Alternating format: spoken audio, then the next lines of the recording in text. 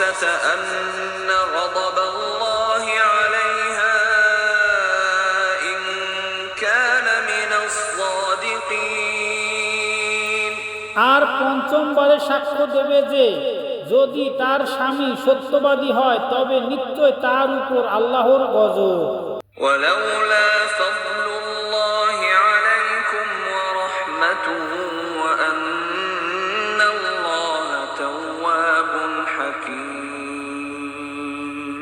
যদি তোমাদের উপর আল্লাহর অনুগ্রহ ও তার দয়া না থাকতো তাহলে তোমরা ধ্বংস হয়ে যেতে, আর নিশ্চয়ই আল্লাহ অধিক তওবা গ্রহণকারী প্রজ্ঞাময়।